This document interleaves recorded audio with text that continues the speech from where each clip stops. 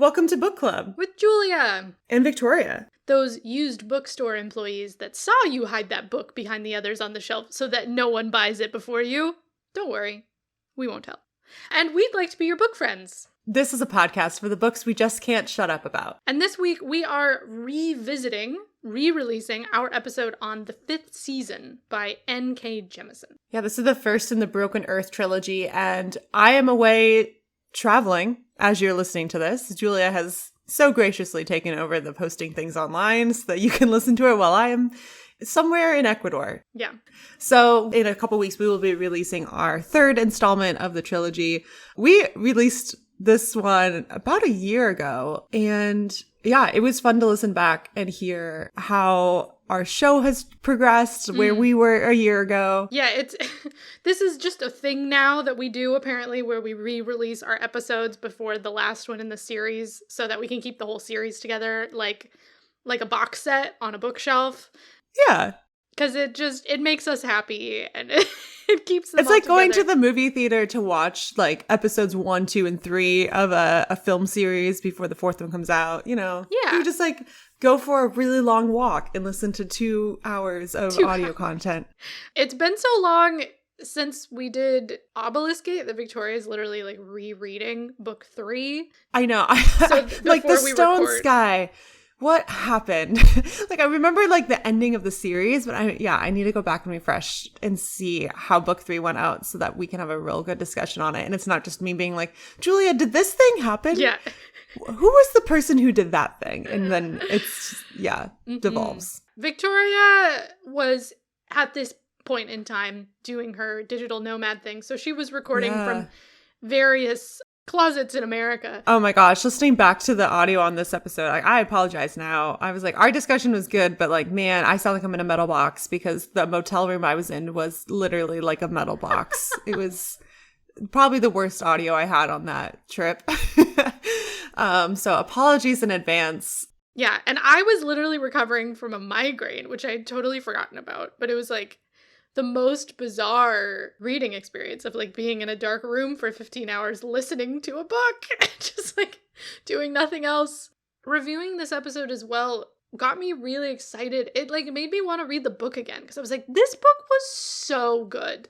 This book was so good. Like I need to reread it because it was like just unmatched, I think. And it made my heart happy to listen back because we talk about in this episode how it's been a while since either of us had read fantasy.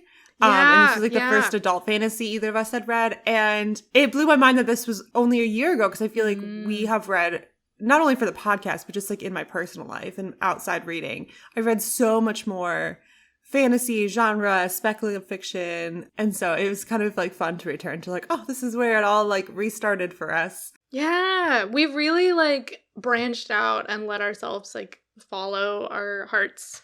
And it's been so nice. And if you are listening to this and you're like, Victoria, Julia, I have already listened to the 5th season episode. I just want to hear some new exciting content from you.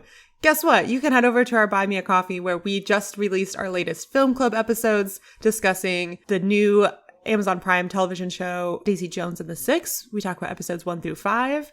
And when I am back, we will be recording episodes 6 through 10, and that'll be released sometime in the next month. So you can watch along with us. And as always, the film club videos are very lax. We got our cameras on, just chit-chatting. We do zero editing. Off the cuff. So you get unfiltered Julia and Victoria, including us staring, thinking, which we do a lot on this podcast, but you never hear it because we cut it out. Yeah. Anyways, this episode's going to get long if we keep talking, so please enjoy listening back to our episode on The 5th Season by N.K. Jemisin.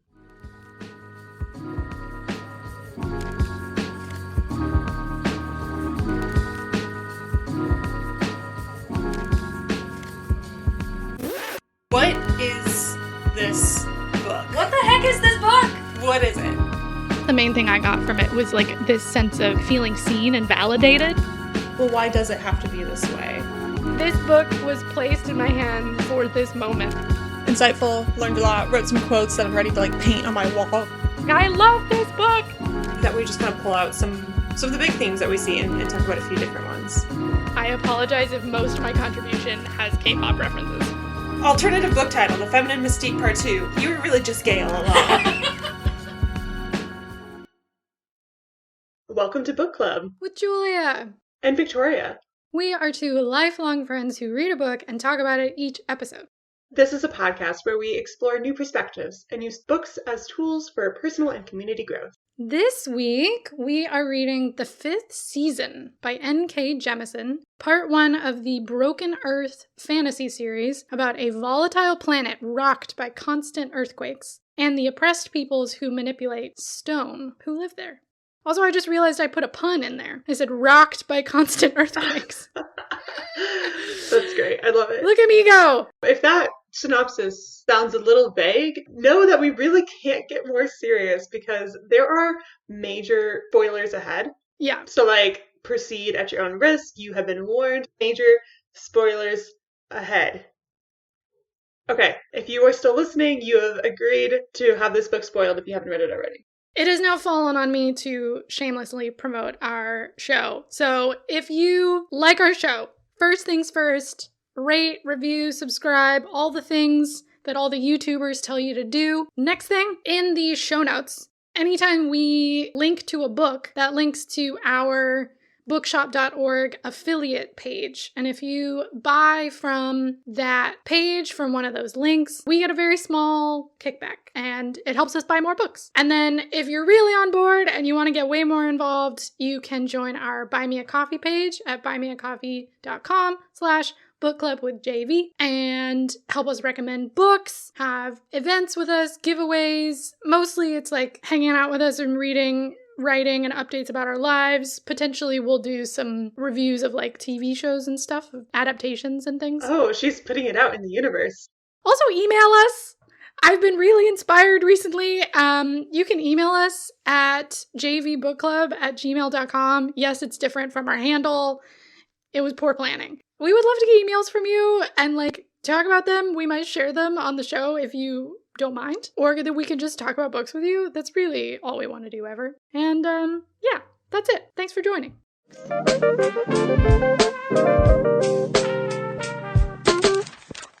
So the book we're reading, The Fifth Season, was actually recommended by one of our book club members. So you too, dear listener, can help choose books for the pod by becoming a member. So The Fifth Season was really, I felt very immersive for me as a reader, and I rarely could read less than 60 pages at a time because I was just so drawn into the world and learning about the stillness and the origins and all these other terms. I read the last third of the book in literally one sitting. Oh my It was God. a beautiful Sunday afternoon. I was just sat on my bed and did not get up for hours as I finished the rest of the book. But yeah, overall, my experience reading was really solid, and I'm looking forward to chatting about our takeaways. Yeah. It's been a weird journey with this book because I was really excited to read it, and then special interest kind of took over my life in all my free time, and I looked up one day and I was like, oh, I have 5 days left to finish this book. And then I got a migraine that lasted multiple days, and I was like, well, shit, my eyes can't focus on anything. So literally I spent the last 2 days of my life in the dark listening to this book as an audiobook, which was extremely good, by the way. Huge fan of the audiobook reader, Robin Miles. Shout out to her. She's the real MVP. Yeah, just laying in the dark, taking water breaks, listening to this book, and I recently emerged feeling slightly better, but I'm really excited to talk about it. It was actually kind of nice. It was a little vacation. I was, in pain. Quite the vacation. Yeah. I did realize, though, as I was reading it, that I'd never read any truly adult fantasy series before. As soon as the polyamory negotiations started, I was like, yeah, this is new. This is new. I'd only gotten as far as young adult fantasy series and took a long break, I think, for a lot of reasons that I have not fully explored, shame about my interests. Also, the covers I find very intimidating because they're close-up pictures of stuff with tons of detail, and they just feel very overwhelming looking at them in bookstores instead of I feel YA series are more graphic art. Yeah, this is a sidetrack, but I think that's a really good point. I also feel very intimidated by fantasy and in some other like genre books as well because the covers feel so busy. Like Yeah. it's like kind of hard to read. Like even though the fifth season, like I like the stone detail. It doesn't give anything away about the book because you don't want to give anything away, but Mm-hmm. like it's a very textured, multicolored background with like kind of thin serif font. I feel like, yeah, I agree. They're really busy. And then so it just felt really stressful to look at them and to try and pick something. Whereas, like, I knew the YA section of Barnes & Noble and I knew the authors already and the covers were more accessible. And so I would just kind of live there. And then I felt like, oh, well, I'm supposed to be reading real fiction, so I took a detour for a while. But yeah, this book, obviously the sexual component, and then it's like, really dark. There was a point where I wrote in my notes, like, man, this is dark. Holy shit. That was just like my note for one of the chapters. But fantasy is still in my safe space, and it felt like coming home. Yeah, it was a lot of fun. Kind of a wild ride, but we made it. So, one of the reasons I was excited to read this book, not only was it recommended to me, but I also had heard of N.K. Jemisin. Because of her incredible track record. She won 3 Best Novel Hugos in a row, which is like a record. Oh my God. And for all 3 of the books in the series, like the whole trilogy, won awards. Yeah. And so I was like familiar with the name, and she's a female writer of color in the fantasy space, which you don't see as many in like a predominantly like white male genre. A little bit about N.K. Jemisin. She is a New York Times bestselling author of speculative fiction, short stories, and novels, and lives and writes in Brooklyn, New York. In 2018, like I mentioned, she was the first author to win 3 Best Novel Hugos in a row. She's also won a Nebula Award, 2 Locus Awards, and she's been a recipient of the MacArthur Genius Fellowship. Which, those are just big fancy words to say people think she's great and give her money and accolades to do more great things in the world. In addition to writing, she has been a counseling psychologist and educator. She enjoys hiking and biking and is a political/feminist/anti-racist blogger. One thing I thought was particularly interesting is that after the publication of the 5th season, she launched a Patreon campaign basically to like make writing her full-time career. Because at that point she was still working her day job as a psychologist and writing. Whoa. She was writing award-winning books. Like this is just like a good insight into the publishing world. Like you can be a huge author or an emerging author and not be making enough money to like make rent, especially when she's living in a place like Brooklyn. So in May of 2016, she turned to Patreon, and her loyal fans, like within days, she was able to quit her job and like live off of the support of her fans on top of her revenue she makes as an author. So yeah, that's just a little bit of background on N.K. Jemisin. And since she's written this book, she's written so many more. This wasn't even her first series. This was just like the one that like once started winning a bunch of the awards and kind of when she blew up as an author. I think if you look as of 2022, this is like very snugly in the middle of her publications. Okay. I feel like my job as the summarizer is slowly getting harder and harder the more genre fiction we do. I think we're just like challenging you. Like that's what I've been unknowing to either of us. That's been my goal all season, is just to make it harder and harder for you to do the summary. And I make it easier and easier on myself with the author bio because I'm just like, here's 3 things from their website. I'm done. I did not stalk their entire Ask Me Anything Reddit thread like I have in the past for other authors. Oh my God. So this book is about a planet that is defined by constant earthquakes. And there's this former empire called Sansa, not like Sansa Stark, Sansa with a Z, which has figured out a way to enslave this group of people who can use like kinetic energy from the area around them to like manipulate the earth.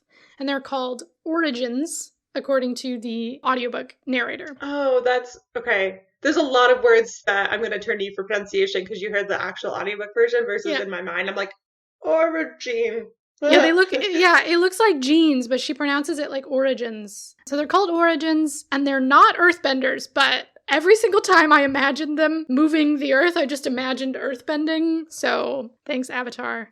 Basically, this empire figured out a way to enslave these people and manipulate them and use them, essentially, to keep their planet relatively livable, so to calm the smaller earthquakes. However, every so often, there's such a big volcanic eruption or earthquake that like the whole planet gets kind of dissolved into chaos, and all of society is reshaped in the process. And this is called a 5th season, or just a season, hence the title of the book. And it's just like when a big disaster happened and it took a while for things to go back to normal. One of the origins in the prologue causes a giant fracture right down the center of the continent. So that they have kind of like a Pangea type continent where everything's kind of mushed together. Because he hates the people who enslaved him so much, and he puts that fault line right through the center of the like heart of that empire, which is called Humanus. And then everything changes. That's the setup. So then our protagonist is a woman with many names. We don't realize that all these people are the same person, but they actually are. So as a child, she's called Demaya. As a trained origin, she's called Cyanite. And then as an exiled mother, called Essun. And so in each sort of period of her life gets its own storyline. And the present, so to speak, is when she's called Essun. And it starts when her husband, who didn't know that she was in origin, she was kind of in hiding, and they had kids together. And her husband finds out that her son is in origin as well, and he kills their son. And so Essun comes home and finds her son dead and her husband and their daughter gone. And so she goes on a journey to try and find them and figure out how to survive in this new season. As Demaya, she's like a kid. She discovers she's in origin, and she's taken to the capital of like the empire by an abusive handler or guardian called Shafa. She's taken to Humanus to be trained to sort of manage the earth while under their control, right? And everything about her life is controlled.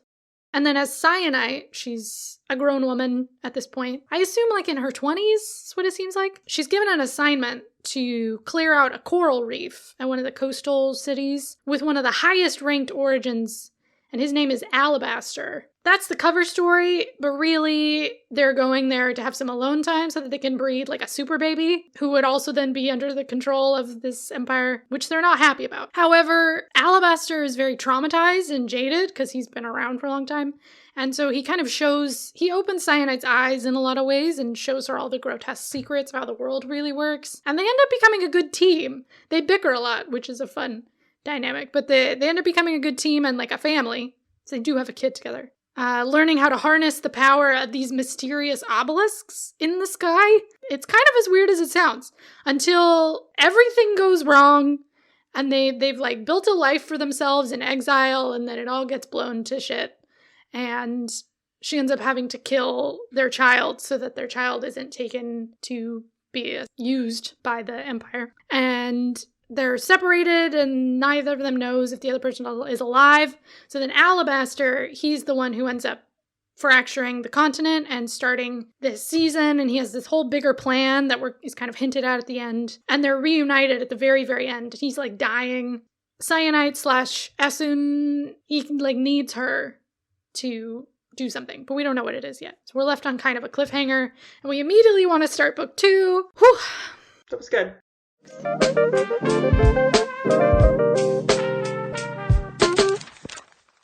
So in this discussion portion of our episode, Julia is basically going to walk alongside me to talk through some elements of fantasy. Julia is an experienced fantasy reader.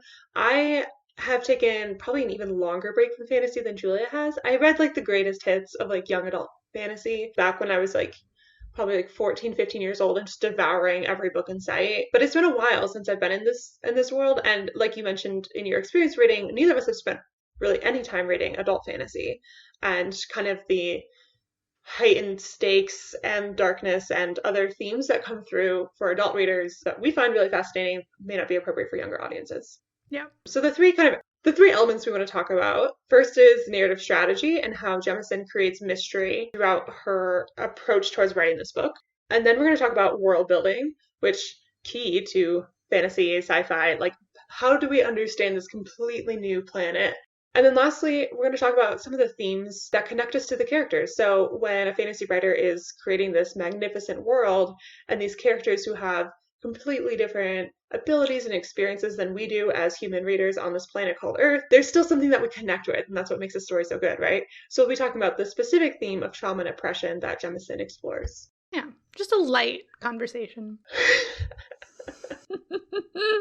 Okay, so narrative strategy. The narrative strategy choices for fantasy are super important because, they're making all these choices of like, who is your narrator going to be? What pronouns are you going to use? What perspective are you going to use? What tense, verb tense are you going to use? Like all these kind of things, because you're bringing a reader into a totally new place that they've never been before, that might have some touch points with the world that they're used to, but hopefully it'll be quite different. And so you want to sort of put them in a new set of eyes in a way and have them try out a new perspective on things. And it also creates a sense of mystery, right? Because you're like, well, who's the one telling me the story? Are they reliable? Like, when is this taking place? Where is this taking place?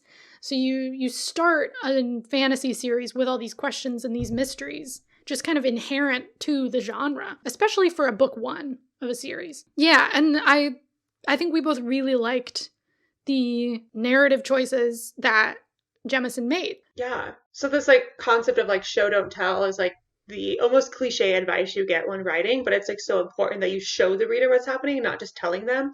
And so when you're creating this whole new fantasy world and these new characters, every novelist has to, confront how they're going to show things, not just tell the reader why things are the way they are.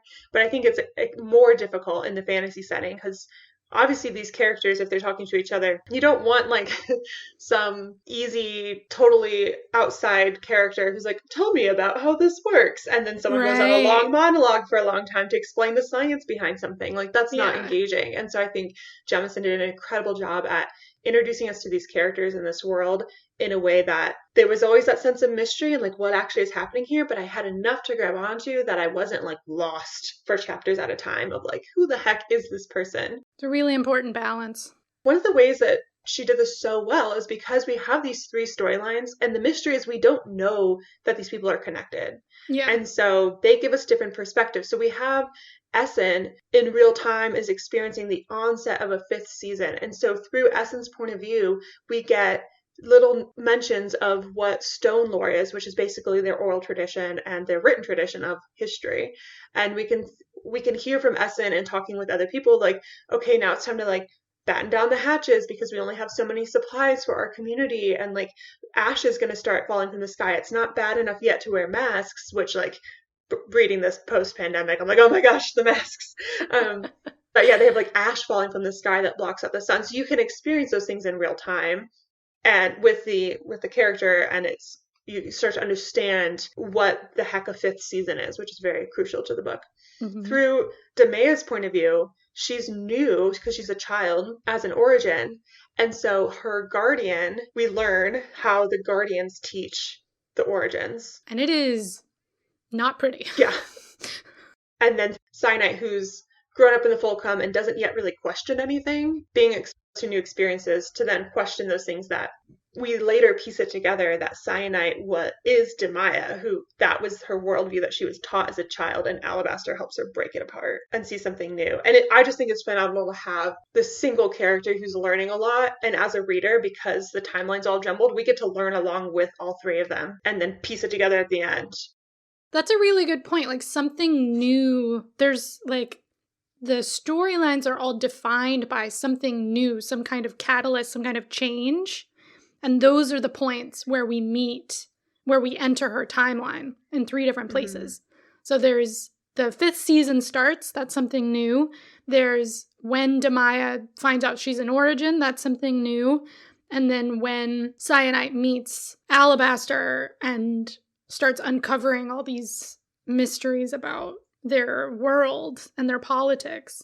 So yeah, there's like it's like three different catalyst moments. But it's so interesting to like, it's the same woman with three different names, three different points in her life. She so essentially she renames herself every single time she goes through some kind of, at the end of each change. So like at the end of the Demaya stories, she changes her name. And at the end of the Cyanite stories, she changes her name. And then at the end of the Essen storyline, there's kind of a hint that she has some kind of secret name that she doesn't know yet. And so there's like every single time there's kind of a fracture or a break in her life. It's a really profound thing But it's interesting because it's also a mystery, right? So you Mhm. don't know right away what you're reading. It reads like three different people, three different storylines, three different things. So how did you experience that as you were going through the book? Yeah, so I mean, I'm not the most observant reader sometimes when it comes to like foreshadowing. It literally was like a chapter before it's revealed that Demaya is young Cyanite. Did it click for me? There was like probably the fifth foreshadowing sentence that Cyanite is older Demaya, and it finally clicks for me. It's when Cyanite looks at, they're talking about the Guardians, her and Alabaster, and she looks at her hand and she remembers the pain. Yeah. And then I was like, oh, I don't think that's something that every Guardian did to all of them. Like, I think this is Demaya. I think Guardian probably had their own approach. And then, even then, when those two were like lined up as the same person, it took me another chapter or so to, like, I was uncertain. I'm like, oh, Essen might be the same person. But I also had at that point realized Demaya and Cyanite's timelines were way earlier than Essen's. So I thought Essen could perhaps be a child, like a descendant. Oh, you weren't sure of the time gap. I wasn't sure the timing yet. Yeah. And then it clicked very clearly, especially when they explicitly tell you. But yeah, it was a little slow for me, though. I will say I had very strong inklings when we first met Alabaster that he had something to do with starting the 5th season. And I was like 95% sure it was him when we were introduced to the fact that he has a stone eater that watches over him. Yeah. Because then I was like, oh, in the prologue, there was a stone eater talking to a man who's very powerful. It's got to be him. So I felt pretty proud of myself on that one, gotta say. But what was it for you? Did it feel like a huge reveal? No, I figured it out pretty early. It is interesting though. I was more sure it was similar for me where I was more sure that Alabaster was the guy at the beginning. I was sure about that first. I was like, oh, this is him. Because like they don't introduce you to any other super powerful people. Right. And so you're like, oh, well, it must be him. And the way he kind of laughs at his pain and like his ideologies seem to and I was like, it seems like this guy could do that. But yeah, so it might just come from like, I know how fantasy elements go, or like, I know at a certain point in a book when they've introduced you to all the elements that are going to be in play. And usually like a third of the way through, you're like, these are all the pieces. And they're all going to fit together in a way that maybe you don't expect. So it was pretty early on for me, but it was kind of an accident because I could not wrap my head around when each of the storylines was taking place. And it was really bugging me. It's like very specifically not mentioned. Yes.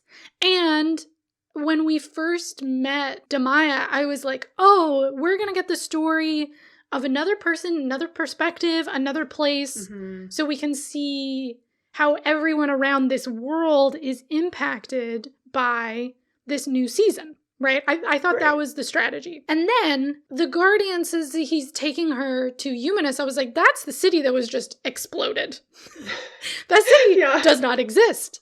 So, and their clouds are, like, the sky is not full of ash. Like, it seems like this is not happening at the same time. And then same thing with Cyanite. She was also coming from Humanus, and so I was like, okay, these are not happening at the same time. The Demaya and Cyanite storylines seem to be pre-5th season. Like, I was trying to arrange the timelines in my head, and it just wasn't working, and I was, like, so frustrated with it, and I couldn't make sense of it, and so it made it hard to, like, move on. The first thing that clicked was I was like, oh, none of these are happening in the same time or place or same period of life for a woman. Right? So there's a child, there's a young woman, and there's a middle-aged woman. So there's absolutely zero overlap for any of these storylines. And I was like, oh, okay.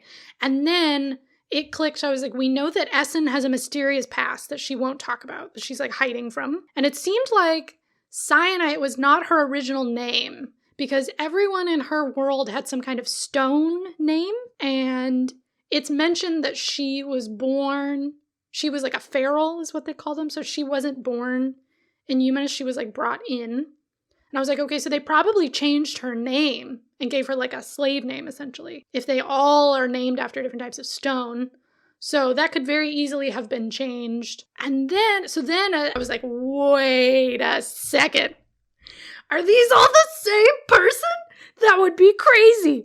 And then I kept reading, and it was confirmed for me because there was, after the first interlude, there's this part where the narrator says, like, you've changed who you are before. You can do it again, kind of. And that's what clinched it for me. I was like, oh, okay. So this woman's like changed her identity, relocated herself before. Like they're probably all the same person. And it actually made me really enjoy the story, I think, knowing, because you could sort of see through lines in the book, and like it makes the death of her son so much more brutal and heartbreaking when you like understand how they're all connected. And I feel like it makes more sense. Yeah, because I feel like there's so much we don't know about Essen, especially because, which is the next thing I want to talk about, this sections with Essen are told to us in a second person.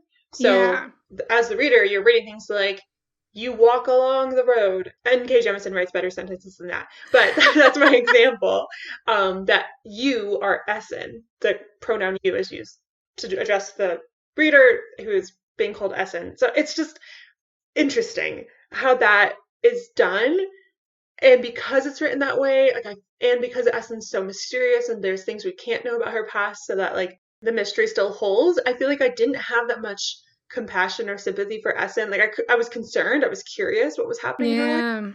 But knowing that, when Essen's mourning the death of her son, this is Cyanite who's mourning the death of her like second son. Yeah. And like feeling like she's failed yet again.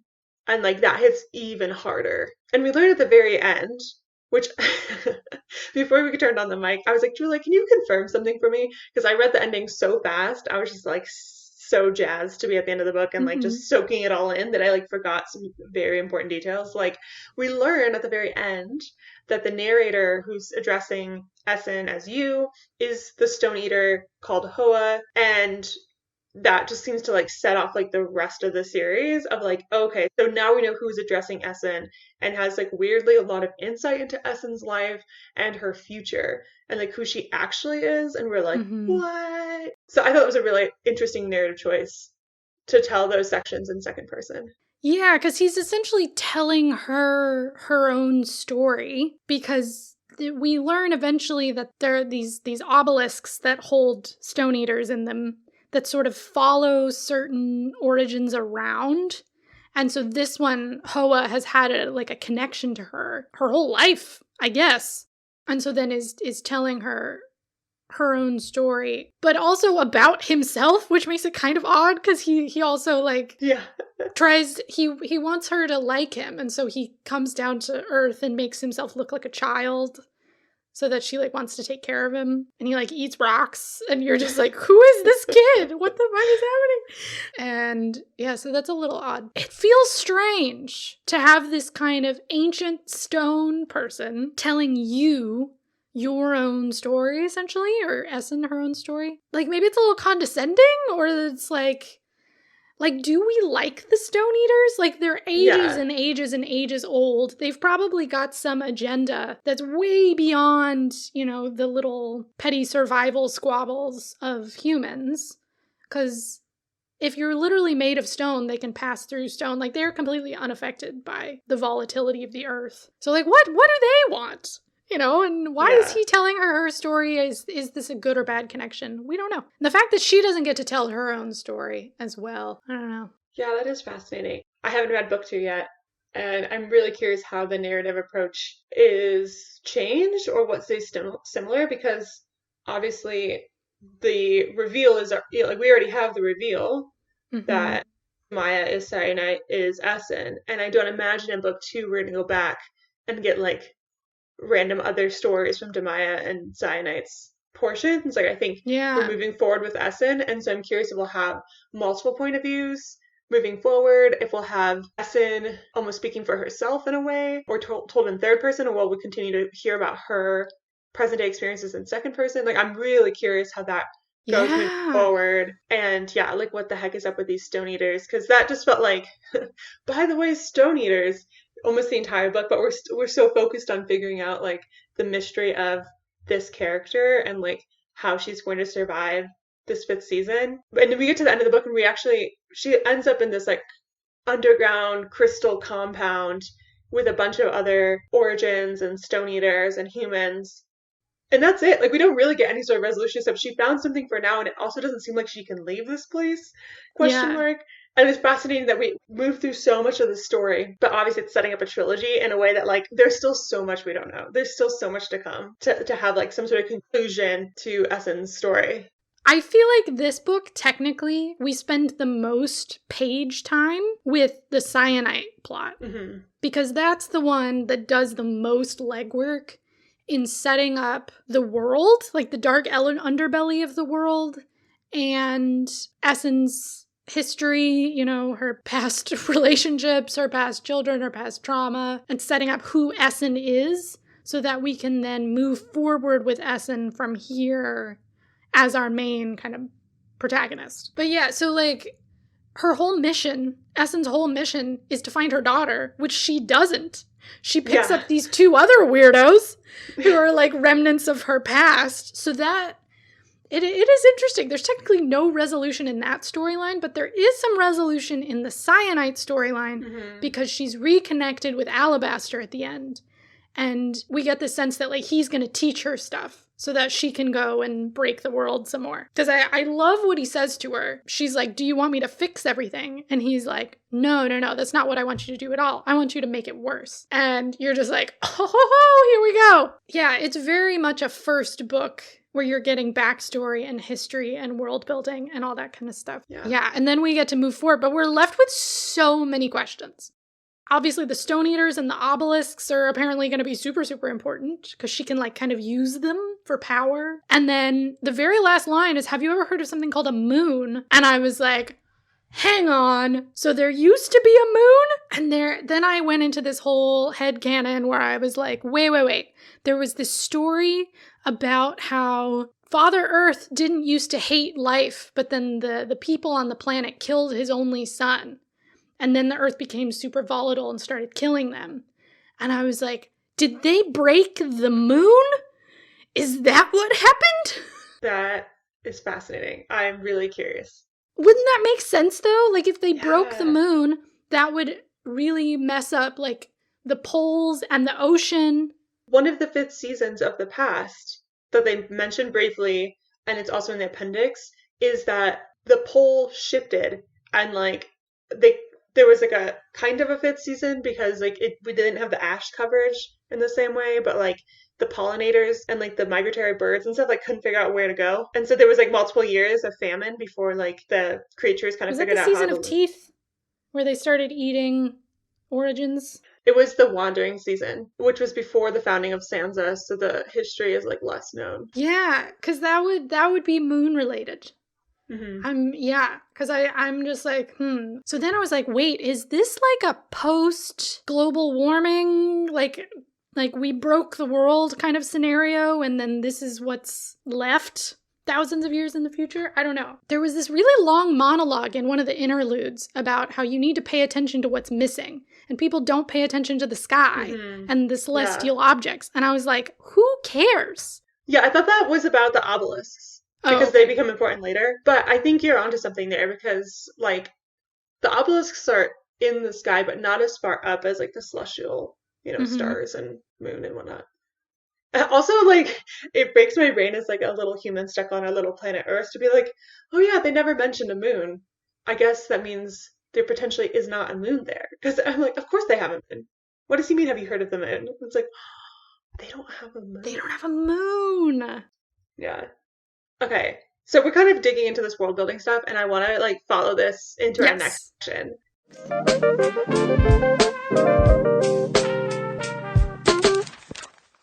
So when it comes to world building, Jemisin has introduced so much new terminology, new social structures, new technology. Like this is a completely different world than the one we live in, but she writes it in a way, which all successful world building does, that the reader can track with it. Like you can be a little human on a little rock called Earth, and you can read this book and you can understand it from the context around it, like we mentioned earlier in the episode, without just monologuing for a long time about the science behind everything. Like she incorporates it and weaves it into these actual plot things that are happening, the actual character building that's happening, and we get the world building at the same time. Yeah. There's some certain tricks that, like, good fantasy writers are very, very good at figuring out language learning techniques by essentially, they create new terms by either either they mimic like the way that English grammar, mimicking the way English grammar works, or pulling from certain terminologies or types of terms that we're used to,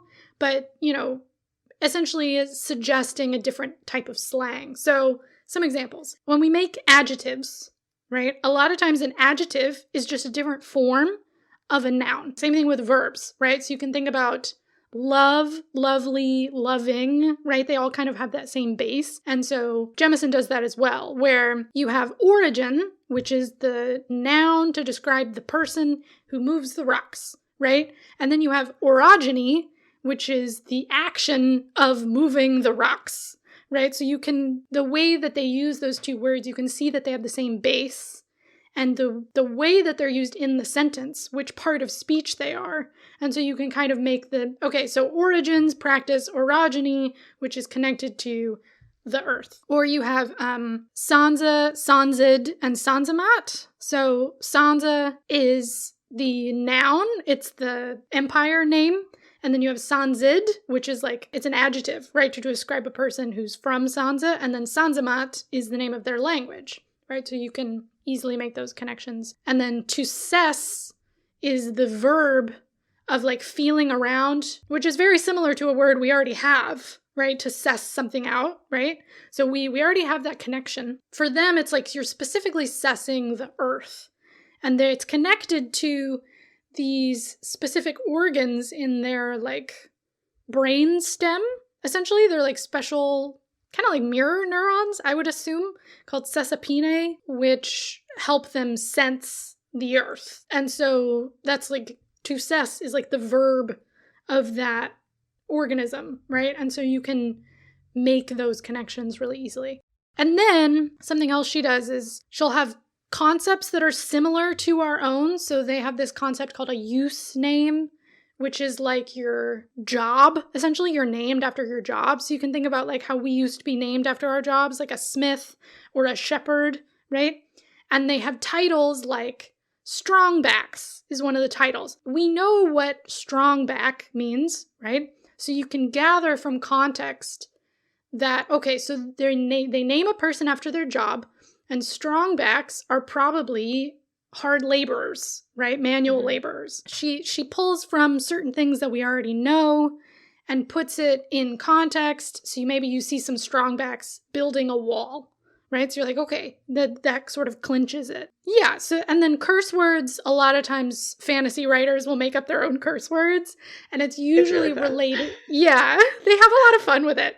And it's usually related to the lore of the world. So in this case, their curse words are all related to lava and magma and the earth. So they'll be rusting earth. And you're rusting earth, yes. Or under earth fires and stuff like that, right? So it's usually connected to the lore in some way. Or she'll just use an abbreviation for a word that we already know, right? So their cities are called communities, which is just shortened to comms. We know what a community is, and it has a wall around it. So we're okay, that's probably a city, and it's just called a comm, right? So then a comm-less person is someone who does not have a community, does not have a city, and you go from there. She does a really good job of it, and but that's some of the mechanics of how they help you understand things. And I will add, in the print version, I know you had the audiobook, Julia, there is a wonderful appendix at the back.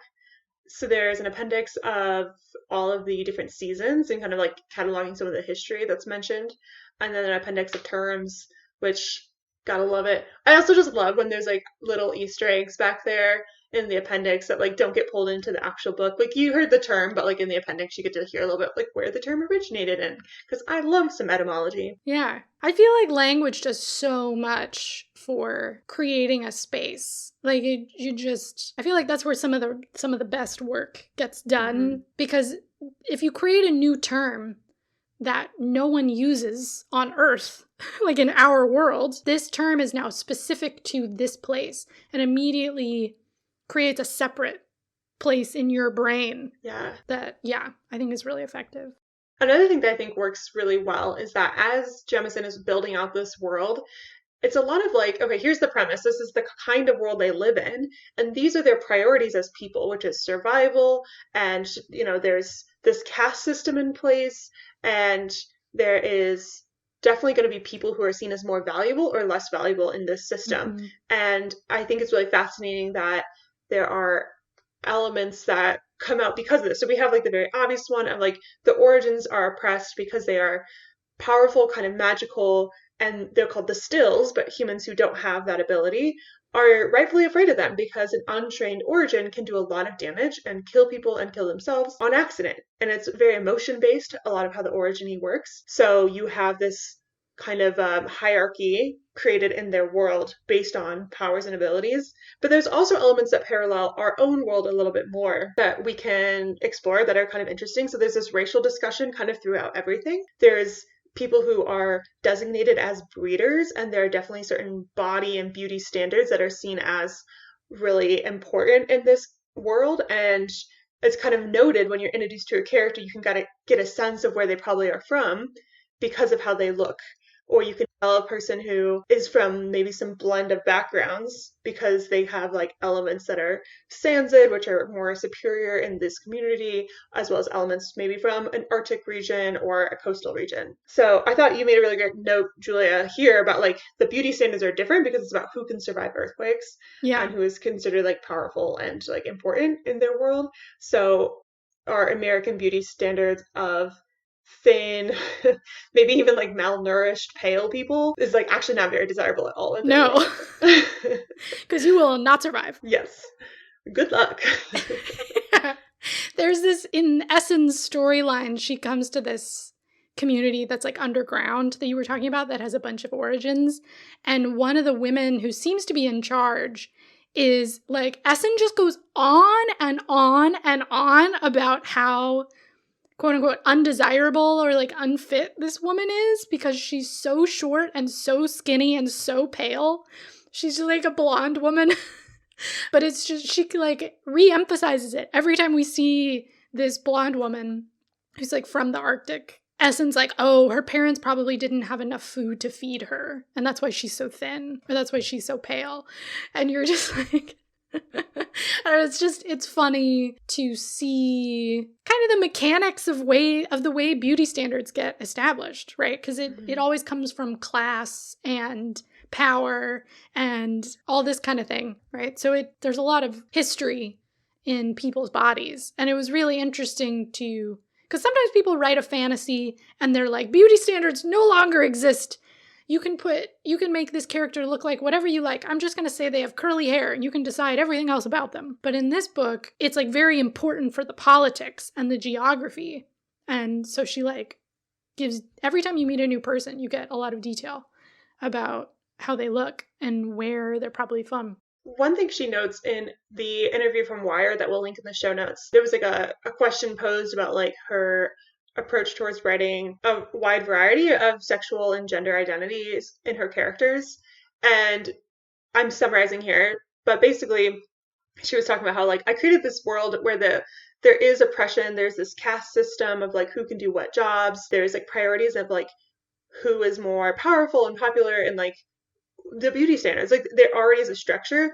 And she's like, I don't have to bring in this like very earthbound or Western culture issues around gender and sexuality. Like this world has other things they're focused on. Yeah. And that is just like something that's embraced and like understood. There seems to be still some discussion around gender identity because the one trans character does talk about how like basically they were failing their family. Like their family was like, you need to live up to these ideals. It didn't seem like their gender identity was like as much of the issue there. It was part of it because they couldn't have a political marriage or something. Yeah, they couldn't have a political marriage. So there's still some implications about gender identity.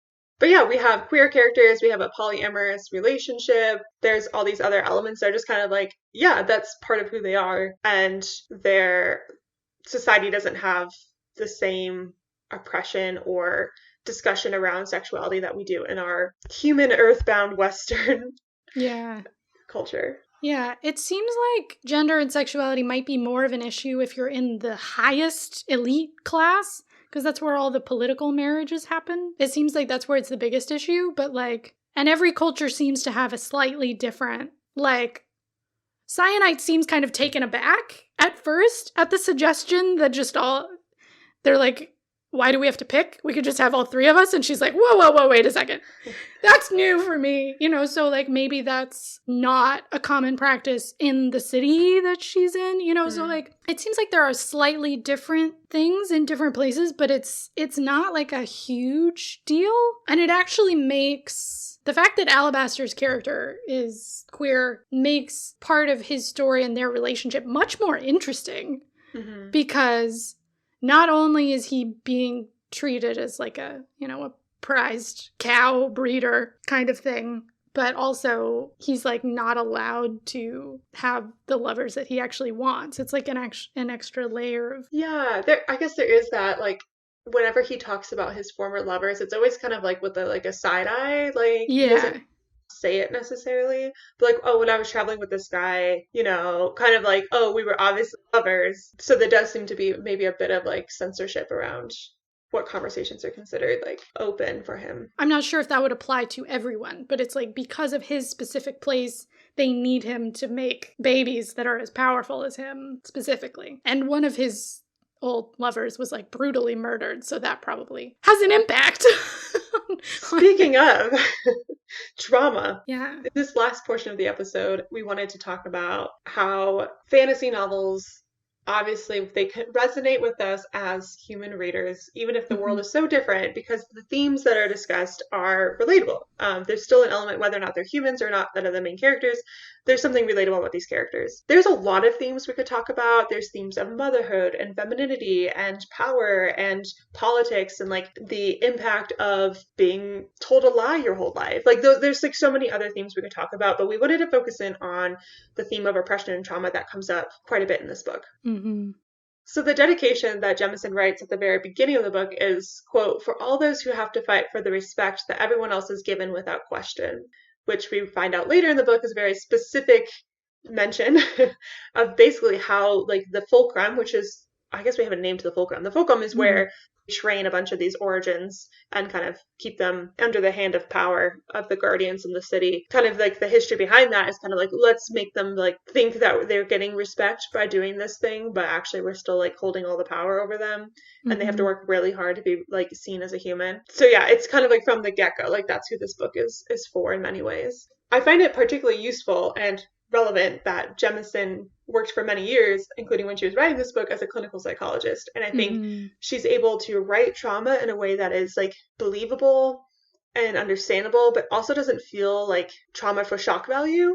It doesn't feel indulgent. It doesn't feel like we stay in these painful moments longer than is necessary to communicate what we need to know about this character for plot purposes. It doesn't feel like the trauma is a cheap trick to like trauma bond our characters or do something like really quickly just to like not have to write, you know, how relationships developed, but they seem to be like a rich experience behind this. And in that Wired interview, Jemisin commented on this topic, and I thought it was really interesting to see her approach and maybe gives the light into why this worked out, like why the writing of trauma is like done so well. She says, "I didn't set out to write big, heavy themes. I did not set out to write an allegory for slavery and caste oppression. I set out to write a story about a woman grieving her child. I set out to show what made her extraordinary. I set out to write a world in which people who are powerful, who are valuable, are channeled into systems of self-supported and externally imposed oppression, and how you can keep people who can throw mountains from throwing mountains and running the world." Oof. So I think that's a big piece that she didn't set up to be like, I'm going to write about trauma, but like, I'm going to write about this powerful woman. And she also mentioned in this interview that the very first idea for this novel came from a dream she had. She saw like a very powerful woman who looked angry enough to throw a mountain. And she's like, that's an interesting concept. What would it mean to throw a mountain? And so then ran with this incredible trilogy. And so I think understanding, okay, what would happen to this person to make them that powerful and that angry and that like badass? Let's figure that out. And it feels like writing about the trauma and oppression they experienced is kind of like a way to start exploring those themes. In a lot of ways, the way that Orogeny is described sounds a lot like trauma because it comes from like their brainstem, you know, and it's emotion-based and it's instinctive and it gets triggered to defend a person when they perceive a threat or get scared, right? So you can see how maybe it would have evolved from a need to protect yourself from earthquakes, right? That's a life-threatening thing. And there's a discussion about how, especially a child, an origin, who's maybe untrained, who isn't used to distinguishing between different types of threats, they respond to emotional and actual life-threatening threats the exact same way. They start an earthquake, you know what I mean? Or they attack in the exact same way regardless, which is so similar to how we talk about your fight, flight, or freeze response. Our body doesn't know the difference between an actual tiger and like an email, you know? Yeah, just a lot of the language around it seemed very similar to how therapists have talked about trauma. And I feel like you see that the best when they're sort of establishing the extremely abusive relationship of the guardians, who are the ones who actually have all the power. They control the origins. And so you see that in Demaya's storyline when she's young and she gets picked up by a guardian named Shafa. We don't know how to feel about him because she's threatened by him at first, but then he makes her feel comfortable because he's like saving her from her abusive mother. But then as they start traveling, you realize like he basically explains to her in not so many words, I love you. He tells her, I love you a lot, which is so messed up. Mm-hmm. And he says, I love you, so I have to hurt you. He literally breaks her hand to demonstrate it. I have to hurt you because you are dangerous and you are broken. There's something wrong with you, and so you need me to keep you in check and to fix you. It creates this really toxic, dependent, abusive relationship, which is like textbook emotional abuse. And there's a constant threat of physical abuse with that memory of her broken hand that never seems to come back until she's an adult and is actually discovering how messed up the world is and is trying to establish her own life, and she's finally breaking free. And then he comes back to her and he's like, I told you never to say no to me. And she has to fight so hard to say no to him. And she almost can't. She has to scream it because it's like so hard for her, because it's drilled into her that like he will even kill her if he thinks that it will keep everyone safe because he loves her. And it's like, woo. It's real dark and messed up. Yeah, after reading the scene, like, breaks her hand as a child, I had to, like, put the book down for a little bit. I was like, yeah, okay, gotta go take a breather. Yeah, that was, like, super intense. And it's also fascinating to see, like, a lot of the kind of internal frustration and anger that Cyanide maybe not even recognizes in herself until she's with Alabaster. And he's, like, basically deconstructing her world for her, which can probably feel very uncomfortable to have someone come in and be like, you're wrong. And like, that's the history you've been told, but it's a bunch of BS. Do you really think that's the way things are? And like asks like really needling questions that like obviously like don't feel good, but it's kind of like exposing her to, I don't know, opening her eyes in a way to the oppression she's living under, that she is accepted as like the way things are.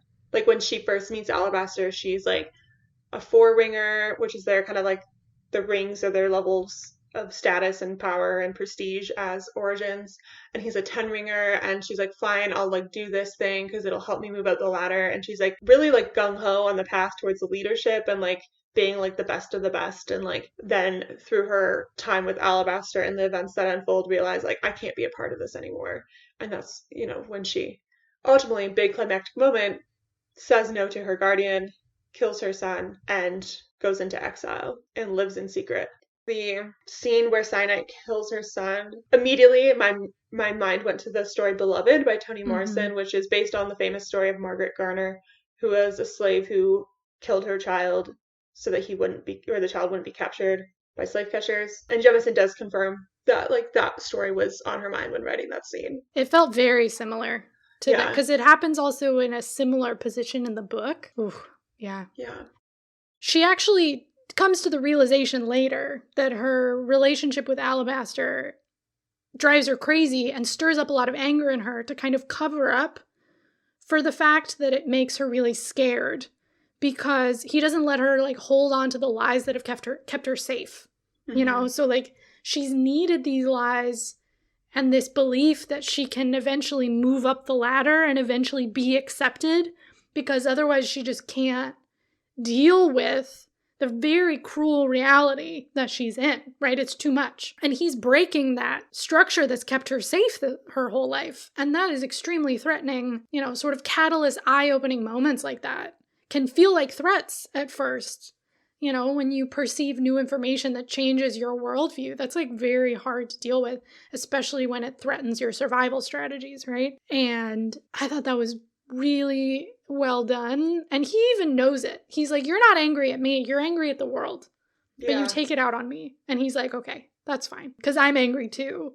Something I really liked about part of her narrative structure that we didn't talk about is at the end of each chapter, there's like a quote from their stone lore or from their history, from the people in power. Like, you're not really getting the story of those people, but you're getting a kind of comparison of like the written history, what's actually written down, and then what the lives of people look like. And a lot of times they have to do with either the chapter you just read or the one that's coming next. And I'm pretty sure it's at the end of the chapter where he breaks Tamaya's hand. Or maybe it's the one where you learn about the nodes. Anyway, but there's this quote from one of the emperors of the Sansa Empire where he basically says, like, he's talking about origins. And he says, like, if you make them think that they have to earn the respect that everyone else is just given by nature of existing, if you make them think that they have to earn it, and then you set the price for that respect at perfection, they will wear themselves to exhaustion trying to earn that respect, trying to earn it. If you really make them believe that, they will spend all their time trying to reach perfection so that they can earn your respect.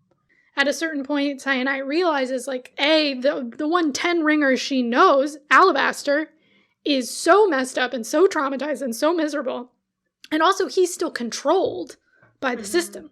And actually, you never are free trying to abide by the standards of perfection that they've set up. That quote, I feel like just summarized, it just knocked the wind out of me because it just put into text kind of the subtext of so many social systems that oppress certain groups of people, where they make you think that if you just try enough, you can earn equality, you can earn respect that other people, privileged people, are given for free. I feel like that kind of summarized the whole book for me in a lot of ways. That Cyanide eventually gives that up, becomes Essen, and in the midst of the apocalypse is like, she's going to have to do something about it. And that's where the book leaves off. And that's like, okay, let me go immediately download the audiobook for the next one, which I am, after hearing how much you enjoyed listening to the audiobook. I think I might listen in to book 2.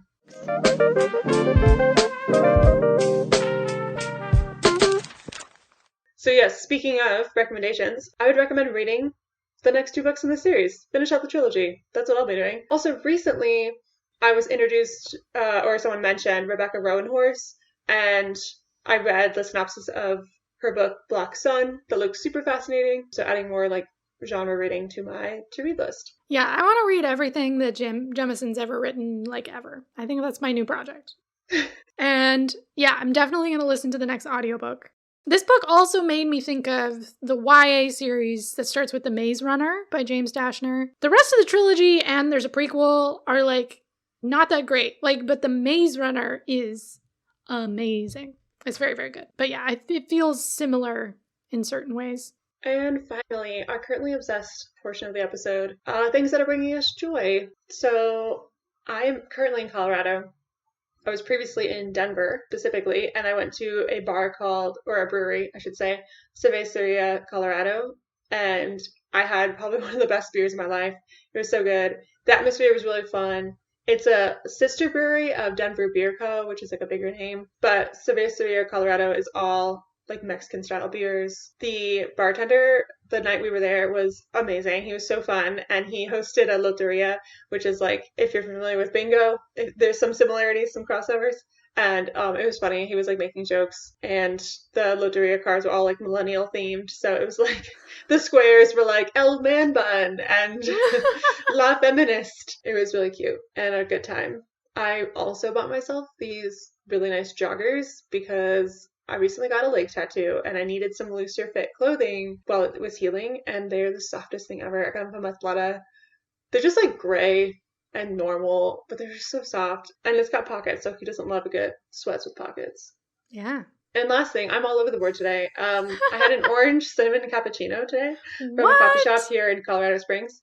It was so good. It was like such like a subtle, it was almost like an orange essence more than any sort of orange flavoring on the front end, and then like cinnamon flavor on the back end. And I love a good cappuccino, so I was happy. That sounds really good. Yeah, I just wanted to thank Tylenol and water and mint tea and the reader of this audiobook for getting me through this week of migraines. I have not done or seen or read anything else. Big ups to them